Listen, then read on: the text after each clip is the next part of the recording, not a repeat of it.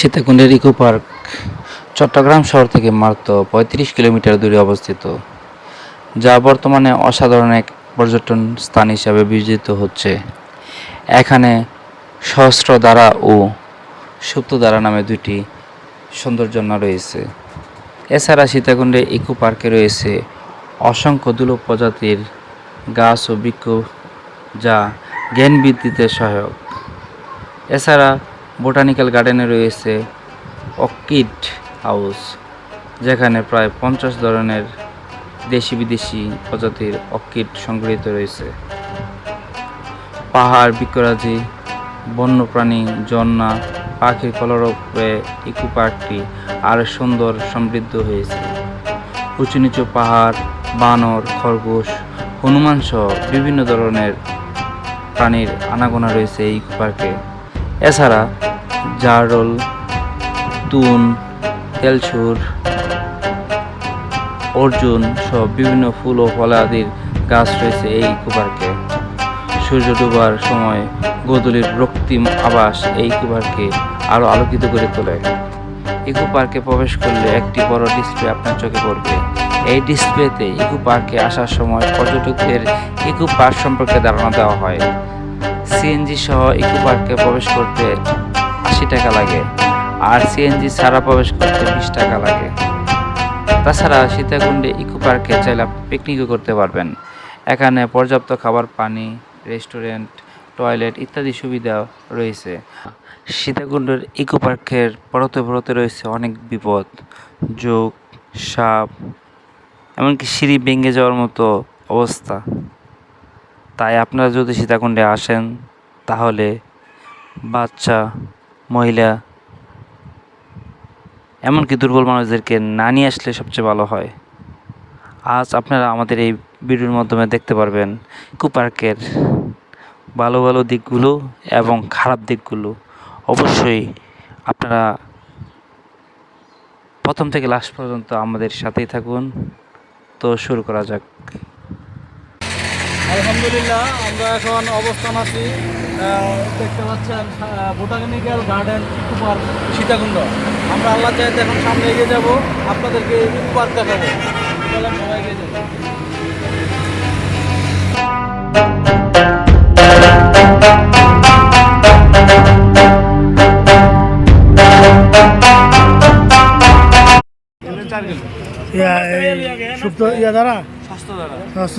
এখান থেকে কিন্তু 10 টাকা আর কি ভাই, 5 জন 50 টাকা, 10 টাকা করে, এখানে 10 টাকা করে আর কি 5 জন। আমরা এখন নাস্তা করবো, তারপর যাবো।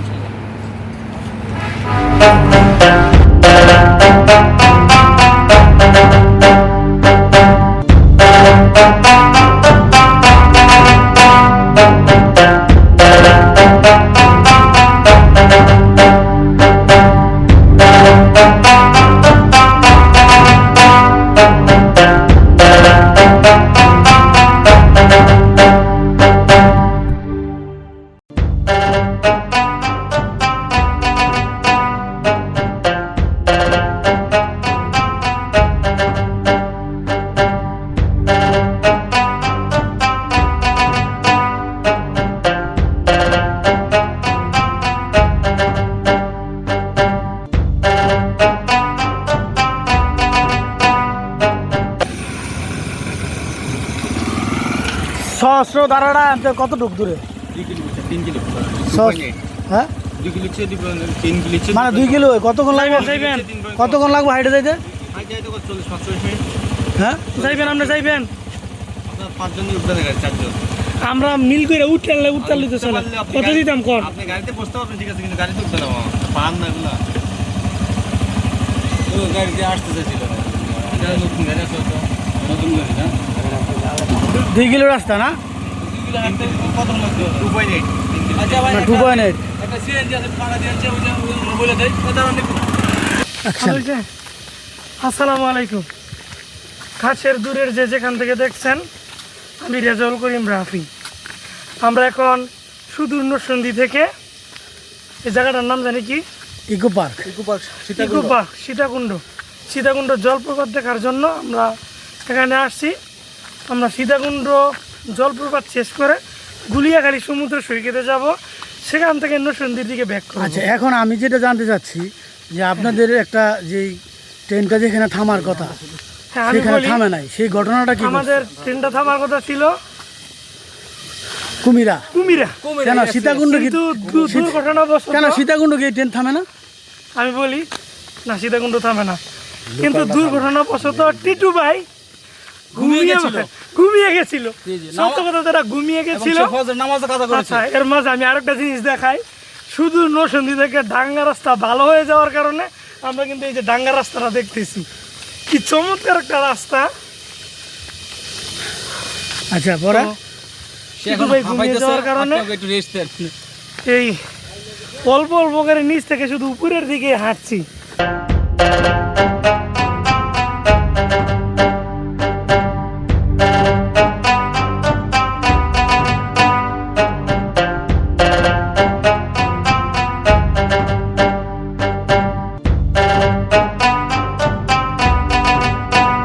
আজকের এখন থেকে গাইড হচ্ছে জিয়াউল হক জিয়া। আমরা জিয়া ভাইয়ের নেতৃত্বে এখন নিচে নামতেছি। এটা যে সুপ্তধারা ঝর্ণা, দেখি কত দূর নিচে নামা যায়। আমার সময় আমরা বলবো সুবহানাল্লাহ, আর উপরে ওঠার সময় বলবো আল্লাহু আকবার। আচ্ছা, ঠিক আছে। আজকের ওয়েদারটা কীরকম ছিল? আলহামদুলিল্লাহ খুবই ভালো। এখন পর্যন্ত কোনো বৃষ্টি হয়নি, গতকালকে প্রচুর বৃষ্টি ছিল। আমরা এখানে সফর আসতে খুব ভয় পাইছিলাম। আলহামদুলিল্লাহ এখন কোনো বৃষ্টি নাই, বা বাকিটা প্রত্যাশা আছে যাতে আর বৃষ্টি না হয়। আল্লাহ কাছে পানা চাইতেছি, আপনারা সবাই দোয়া করবেন। তা, কেমন ভয়টা পাইছিল ইয়া ভাই, সুমন ভাই? টিটু ভাই আমি আমরা নান্নাও চারতাম না, আমরা নামা ঠিক হয়েছে। না বন্যা তো পানির বোতল না আরও ঠিক আছে, থেকেও নিত না। কিছু মিশাইলে কেউ যারা এখানে আসবেন তাদেরকে বলতেছি, এই ফ্যামিলি নিয়ে আসবেন না, ফ্যামিলি ছোট ছোট বাচ্চাদেরকে নিয়ে আসবেন না। তারা এই পাহাড় বাইতে পারবে না, কষ্ট হবে। এখানকার সিঁড়ির মধ্যে যে মাটি ছিল সেগুলা এদেরও বৃষ্টির কারণে মাটি সরে গেছে, তো অতএব সাবধানে নামতে হবে।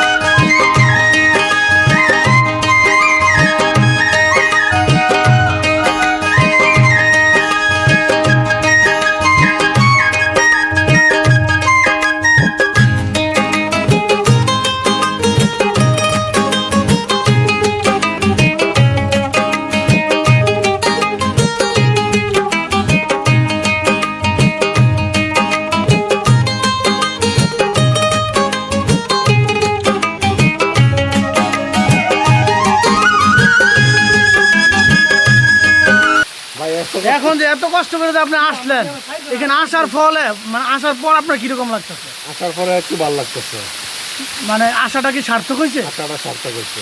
তার যদি ঝর্ণাটা একটু বড় থাকতো, একটু পানি বেশি পড়তো, তার একটু বেশি ভালো লাগতো। আচ্ছা, এই পানিটা কখন বেশি পড়ে এটা কি জানেন?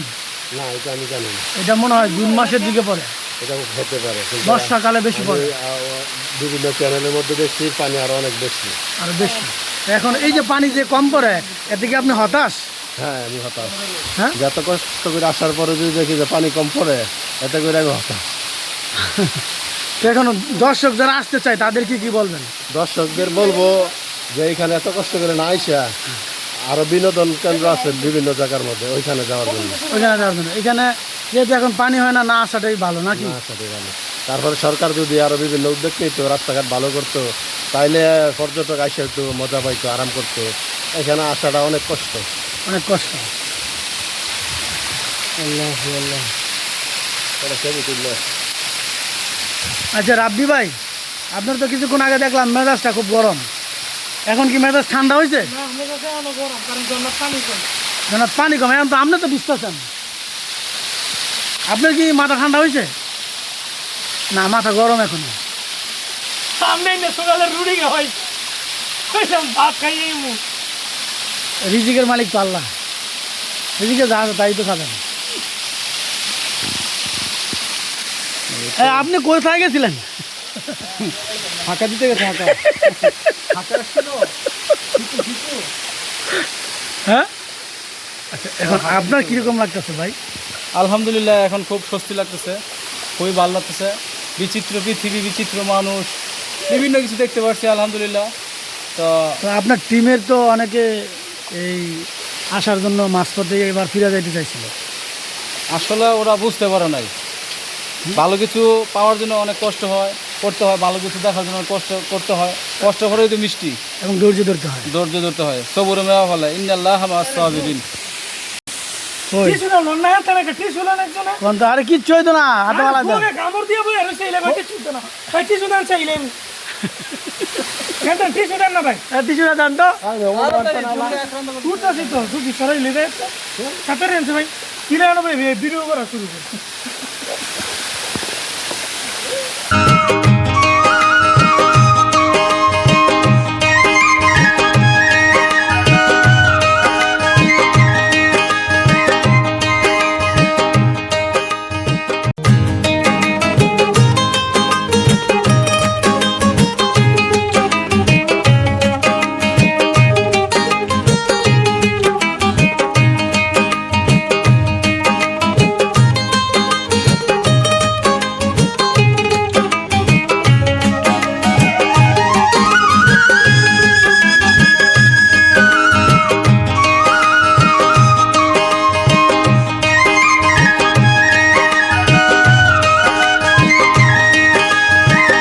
আসলে অনেক বুক ভরা মন ভরা আশা নিয়ে আসছিলাম এখানে, যে অনেক বিশাল ঝর্ণা দেখব, অনেক এনজয় করব, উপভোগ করব, বা অনেক দুধবন্ধুর সাথে সাক্ষাৎ হবে। আসলে স্পটে এসে দেখি এখানে কেউ নেই, এই হাতে গোনা 2-4 জন, আমরা 5 জন আসছি আর 2টা দুধবন্ধু পাওয়া গেছে অত্র এলাকার। তো সবাইকে অনুরোধ করব, আপনারা যদি কেউ এখানে ঘুরতে আসেন, মিনিমাম আর 2-3-4 মাস পরে আসবেন, বৃষ্টি হওয়ার পরে আসবেন, তাহলে ঝর্ণা উপভোগ করতে পারবেন, আপনাদের কাছে অনেক ভালো লাগবে। আসলে বয়সের সাথে বুদ্ধি বাড়ে আর ভ্রমণের সাথে অভিজ্ঞতা হয়। আপনারা আসবেন, ঘোরা সুন্নত, শিখলে বিমানও চালান যায়, না শিখলে সাইকেলও চালান যায় না। আপনারা আসলে অনেক কিছু শিখতে পাবেন। তো আপনাদের দাওয়াত রইল।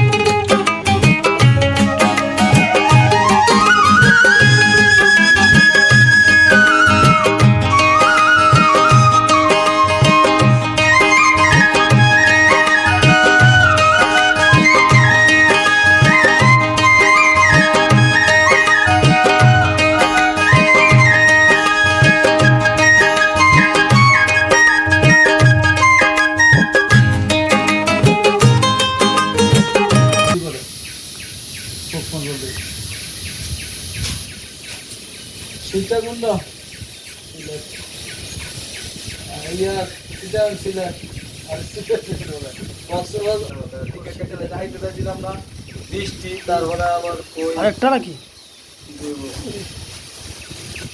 মোবাইলটা কেন ওখান থাকতে আছে তো না না আপনি বলে দেন যে এখানে ভাড়াটা কত, এখান থেকে এখানে কত কিলো? এখান তো নয় 1 কিলো তো 2.2 বেশ আছে তালা একটু কম আছে, না বেশ আছে একটু বেশি আছে। তো এখানে ভাড়ার রেট কত? বাড়া রেট কেউ 200 টাকায় নেয় কেউ 250 টাকায় নেয়। সরকারি কোনো নির্ধারিত কোনো ইয়ে আছে, মানে রেট আছে যে না না এটা কাউন্টার একটা নির্ধারিত রেট হয়েছে, কাউন্টারে একটা নির্ধারিত রেট আছে 250 থেকে উপরে গেলে 250 টাকা। উপরে? এখানে তো সস্তা ধরে জানেন আপনারা, না আমরা এটা জানি। জন্য আরেকটা আছে তো উপরে আছে না একটা, হ্যাঁ। সেটা হচ্ছে বড় হয়েছে নিচেরটা, এটা ওটা যে উচ্চতা বড়, উচ্চতা বড়। হ্যাঁ ওটা পানি কম পড়ে এখনো পানি পড়ে মোটামুটি। মোটামুটি? ওটা কি আপনার সিএনজি জনের কাছে যায়? হ্যাঁ ওটা তো পুরো সিঁড়ি, এটা তো পুরো সিঁড়ি। আচ্ছা আমি ইনফরমেশন দিলে তাহলে ওইখান থেকে ওই বড় ধরনের ভাড়া কত? 250 টাকা। 250 টাকা। একটু দূরত্বটা বলে দেন। 2296 ফুট দূরে এটা হ্যাঁ। এই আর সস্তা সুপ্ত দ্বারা সুপ্ত দ্বারা 2296 ফুট হ্যাঁ নিচে নামতে হয়। নিচে নামতে হয়। আর ওইটা ওটা ছিল 1020 ফুট, ওটা 1020 ফুট নিচে নামতে হয়। তাহলে এটা নিচে এটা নিচে। ওটা আবার 783টা সিঁড়ি আছে, ওটা 783টা। সিঁড়ি আছে ওইটাতে, ওটা তো পুরো সিঁড়ি। পুরা সিঁড়ি? এটা তো আমরা সামান্য গুলগুল্লাতে পাইছেন সিঁড়ি, ওটা তো আমরা পুরো সিঁড়ি পাবেন। পুরা সিঁড়ি আগে নিচ না নিচ পর্যন্ত? হ্যাঁ জন্না পর্যন্ত।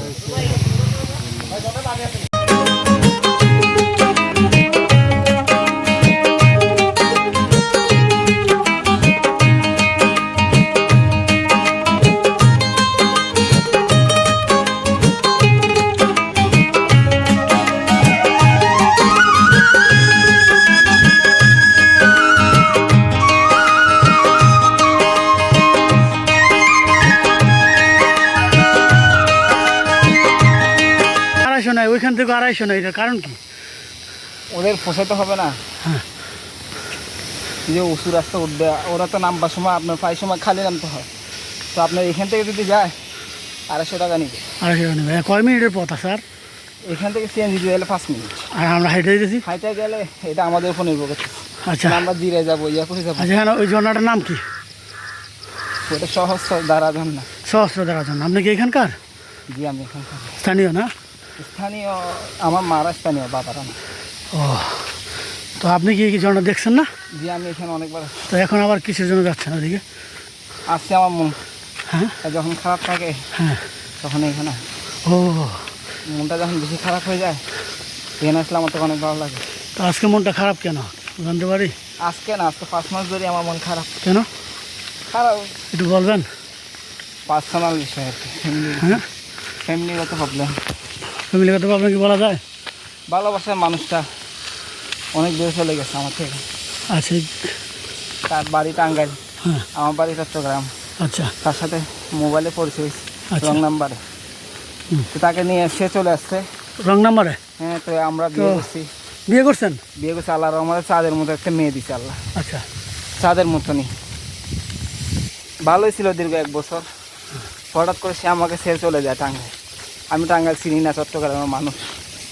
তাকে খুঁজতে বাইরে হয়ে গেছি, মানুষকে জিজ্ঞেস করতে করতে করতে আমার ওয়াইফের বাড়ি হচ্ছে নায়ক মান্নাদের বাড়ি। হ্যাঁ নায়ক মান্না, হ্যাঁ। ওদের বাড়ি সিরাজগঞ্জ? না, টাঙ্গাইল, টাঙ্গাইল। হ্যাঁ এই এলাঙ্গা। হ্যাঁ। তা আমি চলে গেছি এখানে মানুষকে জিজ্ঞাসা করতে করতে করতে মেয়েটাকে নিয়ে গেছি। মেয়েটা দুধের বাচ্চা, দাঁড়ান দাঁড়ান। দুধের বাচ্চা ছিল। হ্যাঁ। তো আমার দুধের বাচ্চাকে ফালাই দিয়ে কি কারণে চলে গেল আমি বুঝতে পারিনি। তো আমি কবিরাজে গেছি, ওরা বলতেছে বান মারছে ওকে বিদেশ থেকে। আমি তো গরিব মানুষ, ওর সাথে যে ছেলের বিয়ে ঠিক হয়েছিল আমার আগে, ওই ছেলে তো আপনার বিদেশে ইয়াদের গাড়ি চালাইতো, আরবাবদের গাড়ি চালাইতো। ওর ইনকাম মাসে 70,000 টাকা ছিল, কিন্তু ওগুলো বাদ দিয়ে আমার পেমেন্টে চলে আসছে। পরে? তারপরে যখন আমি তো গরিব মানুষ, দিন আনি দিন খাই, আমার থেকে কিছু নেই, তারপরে ও মেনে নিছে সব কিছু। কিন্তু এমন একটা সময় আছে, আমার যখন বউ ডেলিভারি, তখন হসপিটালের মধ্যে কেউ ছিল না, আমি আর আমার ওয়াইফ। না আমার মা বাবা আসছে, না ওর মা বাবা আসছে। ওর মা বাবাকে কল দিছি, আমি তো মা আমি তো বিপদে আছি, এখন আমরা তো বুঝিও না।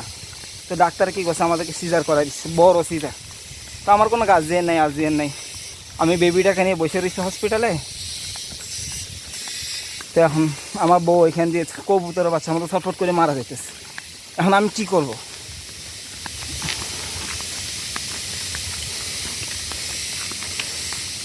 তারপর আমি আল্লাহর মতো আমি আবার কোরআনে হাফেজ, নামাজ কালাম পড়ি, টাইস মিস্ত্রি আমি।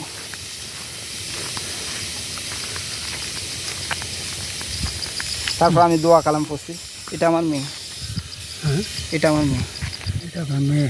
জি, হুমায়রা আহমেদ এটা আমার নাম। এটা কিছুদিন আগে স্যার। তো ঠিক আছে, আপনার মেয়ের ছবিটা আমরা স্ক্রিনে আমাদেরকে দিয়ে দিন, আমরা একটু দেখাই দেবো দর্শকদেরকে। তো পরে সিজারের পরে কি আপনার ওয়াইফ কি সুস্থ হয়েছে? সিজার পরে আল্লাহর রহমতে আল্লাহর কাছে অনেক দোয়া করছি, কান্দাকাটি করছি।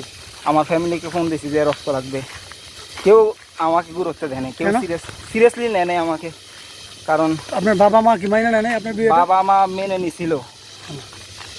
হঠাৎ করে এমন একটা টাইমে মানে আল্লাহর একটা পরীক্ষা ছিল আর কি, সবাই মুখ ফিরে নিস। এর আগে সবাই ভালো ছিল, তো ওই টাইমটার মধ্যে কেন যায় না সবাই, দুনিয়ার সবাই মুখ ফিরে নিস। আচ্ছা, ওর আপনার আপনার শ্বশুর শাশুড়ি ওরা মাইনে নেয় নাই? ওরা মাইনা নিছে। যখন এক্স্যাক্টলি আমার ডেলিভারি টাইম আসছে, সকালেও কথা বলছে, বিকালে কি করছে ওরা ফোনটা বন্ধ করে দিচ্ছে। আচ্ছা, পরে তো আমার থেকে অনেক কষ্ট লাগছে। আমি বলছিলাম আপনারা চলে আসেন, আমি একলা সামলাতে পারবো না। আচ্ছা, আরেকটা জিনিস বললেন যেটা যে আপনার আপনার ওয়াইফের বড় একটা সিজার হয়েছে। বড় সিজার বলতে কি বুঝেন? বড় সিজার করে দিছে আর কি ডাক্তার, বড় করে কাটছে? বড় করে কাটছে। তো আমরা তো মনে করেন কোনো সময় আমার জীবন হসপিটালের নামও নেই নেই। আর আমি আমার ওয়াইফ দুজন ছোটো মানুষ, সেও বুঝতে পারে না, আমিও বুঝতে পারিনি। আচ্ছা, পরে পরাই দিতে পায় আমার 1 থেকে 1.5 লাখ টাকা চলে গেছে। হুম, তো আমি গরিব মানুষ, তো দুজনে পরবর্তীতে কিস্তি, পরে টাকা কোত্থেকে দিয়েছেন? দুজনে কিস্তি তুলছি আমরা পরবর্তীতে। আচ্ছা, কিস্তি তুলে ও আমার দুধের বাচ্চা রাখি, ও চাকরি করছে গার্মেন্টসে, আমি আমার টাইস মিস্ত্রি চিটাগাঙে। এখানে আমার অক্সিজেন। হ্যাঁ, দুজনে মিলে কাম করছি, কাম করে ও পেট নিয়ে সিজার নিয়ে অনেক কষ্ট করছে। হ্যাঁ। তো আমার বাচ্চাটাকে মানুষ দিয়ে রাখাইতাম, দুজন অনেক পরিশ্রম করছি, করে রেন টেন একদম সোদাই ফেলছি। 1.5 লাখ টাকায় আপনার 6 থেকে 8 মাস লাগছে। তো ও অনেক কষ্ট করছে, কিন্তু ওর সহ্যটা মানে আর পারতেছিল না। ওরও দোষ দেবো না আমি। তখন ছিল লকডাউন, আমার কাছে একদিন হলে 2 দিন হয় না। মাসের মধ্যে 20 দিন কাম করতাম, 25 দিন কাম করতাম। তাও আবার গাড়ি ঘোড়া চলতো না, যেভাবে পারতাম এভাবে করতাম। এভাবে করে করে অস্তে ধীরে রেন টেন শোধাইছি। আজকে আমার কিস্তি শেষ, কিস্তিটা শেষ করে আমার ওয়াইফ রাগ হয়ে চলে গেছে এখান থেকে, মনে কষ্ট নিয়ে চলে গেছে। আমার বাচ্চাটাকে পালাই, তার দোষ দিব না, কিন্তু আমি গরিব মানুষ, আমার কপালের দিকে। রাগ হয়ে চলে গেছে আপনার উপরে? হ্যাঁ, রাগ হয়ে চলে কি গেছে। কারণে রাগ হয়েছে? কী কারণে? আমার সংসার ও মানে অনেক সময় আফসোস করছে যে ওই ছেলেটা মানে আগের যে এক্স ছিল, ওই ছেলের সাথে মানে বিয়ে ঠিক হয়ে আসছিল। এক্স ছিল না, প্রেম করতো না ওরা। ওই ছেলের সাথে একদম বিয়ে ঠিক হয়ে গেছিলো। ছেলেটা আসতো, যখন আমার সাথে বিয়ে হয়েছে ছেলেটা এখনও পর্যন্ত বিদেশ থেকে আসেনি। আজ থেকে 3 বছর আগে আসার কথা ছিল আর কি, এখনও পর্যন্ত আসেনি ছেলেটা। তো ওই রাগ হয়ে চলে গেছে। হয়তো আফসোস করছে যে আমি কার কাছে বিয়ে করলাম, এর সাথে থাকলে আমার পুরোটা জীবন এভাবে টানা হিসেবে করে চলতে হবে। আমরা মানে ঋণটা শেষ, এখন সুন্দর মতন সংসারটা করতে পারতাম। লকডাউন উঠাই ফেলছে, এমন টাইম ও বুঝে মতো কাজ একটা করে ফেলছে, ও রাগ হয়ে চলে গেছে। ওকে ডিভোর্স দিছে আপনাকে? ডিভোর্স না, ডিভোর্স আমি ওকে দিই নাই। ও দিছে? ও বলতেছে ডিভোর্স আমি ওকে দিয়ে দিতাম, ও আমার সাথে থাকবে না। কিন্তু ও যখন চলে গেছে ওর জন্য আমি অনেক কান্না করছি। ওর জন্য আমি একবার ব্রেন স্ট্রোক পর্যন্ত করছি। আপনি বিশ্বাস করেন আর না করেন, এই বয়সেই ব্রেন স্ট্রোক করে ফেলছি আমি। তারপর ও যাওয়ার পরে মন দিয়ে কাজ করছি, রাত কি দিন কি, বেশিরভাগ রাতে কাজ করছি, কারণ রাতটা আমার ঘুম আসে না। তো এখন আপনার মেয়েটা কোথায় আছে? আমার মেয়েকে আমার মা পালছে। আপনার মা বাবা এখন বয়স কত? এখন বর্তমানে 18 মাস বয়স। 18 মাস না? জি, তখন তো আপনার কত মাস রেখে গেছিল? ও গেছে যে আপনার এটা জানুয়ারিতে আর কি। মানে ওর বয়স কত কত ছিল মেয়েটার তখন তখন? তো আপনার 14-13 মাস ছিল আর কি। 13 মাস ছিল তখন রেখে চলে গেছে? হ্যাঁ, রাখা দুধের বাচ্চা। এখন ওর দোষ দিয়ে লাভ নেই, ওর বদনামিও করবো না। আপনি আবার ইন্টারনেটে চাইয়েন না এটা। আচ্ছা, পরে এখন কি আপনি এখনও কি তারা ভালোবাসেন? আমি এখনও পর্যন্ত তাকে বলতে পারিনি। তো তারা বলেন কি বলতে চান? তাকে কি বলবো আমি? বলেন না, আপনার আপনার ওয়াইফকে কি বলতে চান বলেন। সে আমাকে পাত্তাই দেয় না। এদিকে ঘুরে ঘুরে বলেন, ক্যামেরায় বলেন আপনার ওয়াইফকে আপনি কি না, বলতে চান। আপনি বিশ্বাস করবেন না, আজকে আপনি তারা বলেন, আপ্যায়ন করেন, মানে তারা তারা আপনি আজকে কি জানান, আসতে বলেন। আজকে 122টা দিন হয়ে গেছে। আমি প্রতিটা দিন গুনি ওর জন্য। মানুষ দিন গনে মাস গনে, আমি প্রতিটা ঘন্টা গনি ও কোন টাইমে কয়টা বাজে বাড়িছে। তখন থেকে এ পর্যন্ত আমি প্রতিটা ঘন্টা গনি, মানুষ তো দিন গনে, কিন্তু ওর মনটা অনেক পাথর হয়ে গেছে। ও কি আর আসবে বলে মনে হয়? আমি তো এখনও আশা বসে রয়েছি, নামাজ কালাম পড়ি, ওর জন্য দোয়া করি। আল্লাহ, ওর প্রতি আমার কোনো রাগ নেই। তো এখনও যদি ও আসতে চায়? ও এখনও না, ও যদি 100 বছর পরও আসে, তারপরও আমি ওকে আমার স্থানে ঠাই দিব। এত ভালোবাসেন? ওকে আমি অনেক ভালোবাসি। আচ্ছা, আপনার প্রথম মানে ওর আমার সাথে প্রথম আমি রং জীবনে- রং নাম্বারে যে পরিচয় হয়েছে, এটা কীভাবে হয়েছে? রং নাম্বার আমি কল দিয়েছিলাম আনতাজে, হ্যাঁ। তো রিসিভ করেনি। হ্যাঁ। তো প্রথম একটু ভাব নিয়েছিল, এভাবে আর কি। ওর বাড়ি টাঙ্গাইল, আমার বাড়ি চট্টগ্রাম। এখন কোথায় আছে আপনার ওয়াইফ জানেন? ওই টাঙ্গাইলে কি আছে? শিওর বলতে পারবো না কোথায় আছে, বা আমি এটাও শিওর দিয়ে বলতে পারবো না সে কি কেউ চক্করে আছে, সেটা আমার আল্লাহ জানে। আনতাজে আমি বদনাম করবো না। এখন আপনার মেয়ের জন্য কি একবারও কি এসে দেখা করতে বা ফোন দেয় এরকম? জানি না হঠাৎ করে ওর মনটা এমন পাথর কেন হয়ে গেল, এত কষ্ট করি বাচ্চা ডেলিভারি দিয়ে ওর মনটা এত পাথর হয়ে গেল কেন? এই জন্য আপনি এই মনটাকে হালকা করার জন্য এই ঝর্ণাতে মনটা আসেন। তো হালকা হয় না আমার, এটা জন্নাটা বড় কথা না। আজকে 125টা দিন হয়েছে, একটা দিনের জন্য আমি ঘুমাইতে পারি না। এই ও জানে। 125টা দিনের ভিতরে কি একবার ফোন করছে? না, ও নিজের থেকে একদিনও কল দেয় না। আমি ওকে প্রতিদিন, ওর নাম্বারটা বন্ধ, তারপর আমি প্রতিদিন ওকে 20 বার হলেও কল দিই। নাম্বারটি বন্ধ না হলে নাম্বারটি ব্যস্ত আছে। আচ্ছা, আপনি কি আপনার শ্বশুর বাড়ি চিনেন? চিনি, গেছি আমি, আপনার সাথে দেখা করে নাই? ওদের সাথে দেখা করছি। ওরা বলতেছে আশা বাদ দিয়ে দাও, ও আসবে না, তোমার থেকে আমরা ভালো চিনি। ও এরকম জিদি মানুষ, কিন্তু আমি তারপর আশা থাকিনি। ওকেও কেউ ভালোবাসে না, ওকে এই দুনিয়ার মধ্যে আমি ছাড়া কেউ ভালোবাসে না। কেন? আপনি তো বললেন যে ওই যে কেউ ভালোবাসে না, আমি যে দূর দেখছি আর কি। হ্যাঁ? ওকে কেউ ভালোবাসে না আমি ছাড়া দুনিয়াতে। কেন আপনি না বললেন যে ও বিদেশি এক ছেলের সাথে প্রেম করে? ওইটা তো শেষ 3 বছর আগের কাহিনী। শেষ? তাহলে তো সে যাওয়াটা এখন বোকামি করছে। এখন বোকামি করে ফেলছে না, তাকে আমি বুঝাইতে পারতেছি না। তার নাম কি? তার নাম মালা। তো মালা আপাকে বলবো আমরা আমাদের চ্যানেলের পক্ষ থেকে, আপনি আপনার মেয়ের মুখটার দিকে তাকাইয়া আবার আপনি আপনার সংসারে, সেই পুরনো সংসারে, ভিউটা দেখেন না, সেই ওর সংসারে পাহাড় ফিরে অনেক আসেন। পছন্দ ছিল ভাই, হ্যাঁ, ওর থেকে পাহাড় অনেক পছন্দ ছিল। ও অনেকবার বলছিল ওকে জন্য দেখাচ্ছে।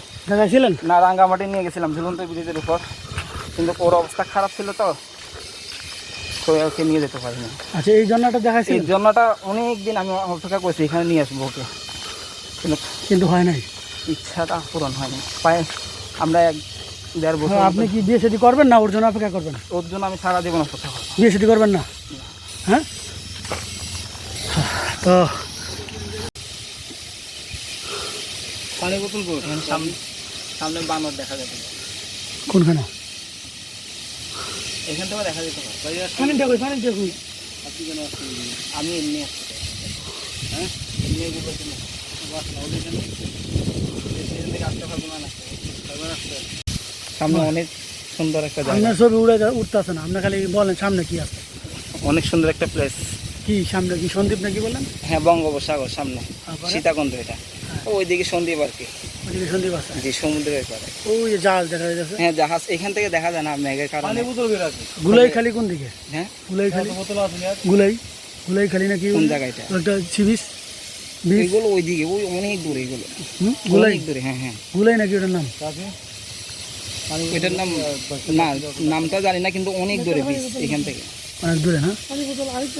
এখানে বিচের কি অবস্থা করা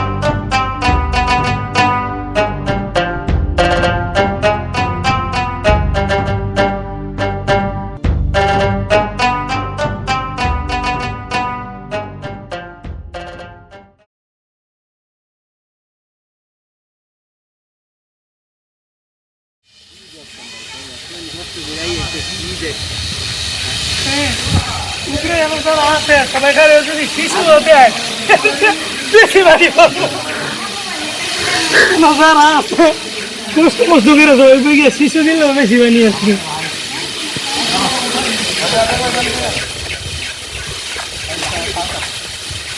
ওইটাই তো ভালো ছিল, দাঁড়া না কিছু ওই জায়গাটা ভালো ছিল, করেছিল ওইখান থেকে স্বার্থ ছিল, এখানে হয়তো করেছিল।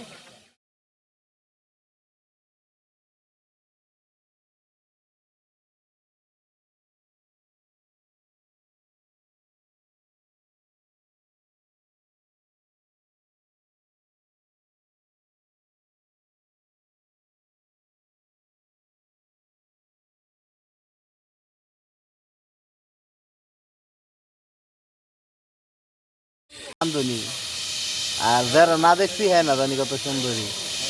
ওইছে না কথাটা আবার কোন যারা না দেখছি না কত রান্ধনি, মানে যারা তো রান্ধা না খাইছি হ্যাঁ হ্যাঁ না জানি কত রান্ধনি, আর যারা না দেখছি হ্যাঁ না জানি কত সুন্দরী। তো আইয়া বুঝন যায় কোনটা হাসা যায়।